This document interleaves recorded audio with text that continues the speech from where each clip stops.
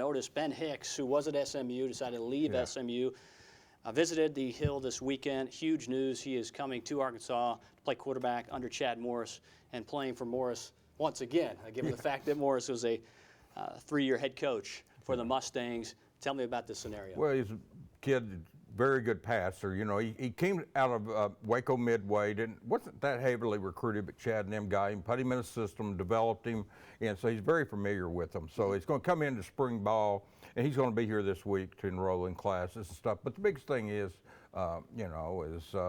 he's going to come in here. They're not going to have to spend the whole spring teaching him terminology and everything with the offense. He knows the offense. He's going to know the offense probably better than anyone over there, so, of the players, even though some of them been here a year, but he played in it 3 years, as you said, counting the redshirt years. Yeah. So he's very familiar with it. They're familiar with him. I think the level of being comfortable with each other, I think that was why he chose Arkansas.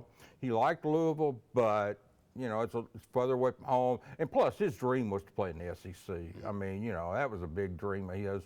And we know Louisville's in the ACC. They're not in the SEC. It's just, you grow up in Texas, especially with A&M joining the conference now. Kids dream of playing SEC. That's the big conference, you know, and I think that helped get him here. Tell me how this is going to impact the room, the quarterback room. Yeah. You got KJ Jefferson there, and you got Connor Nolan, who played quite a bit there in the 2018 season. When you look at that, you know, you bring in Ben Hicks. How do you think this is going to impact those guys?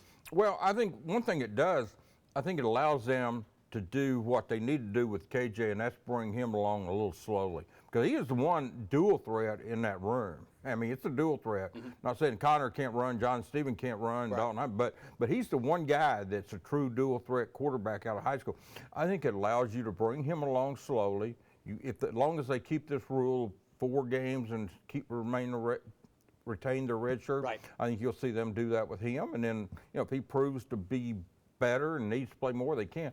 But I think it gives them a level of going into the season with a guy who has had a lot of experience in this offense and can, and it doesn't force them to rush any of those other guys into action when maybe they're not ready. And if something happens and one of those guys beats out Ben, then, you know, that's just better for them. I mean, in the sense that means somebody really came on. And so, but the biggest thing is just having Ben Hicks. It gives you, they know what they're getting there. You know, it's kind of like anything in life. You know, you go out, if you know what you're getting in something, you're more comfortable buying it, you're more comfortable purchasing it. You know, and it's, you know, if you know a car and you've seen it and you're comfortable, or a house, you know.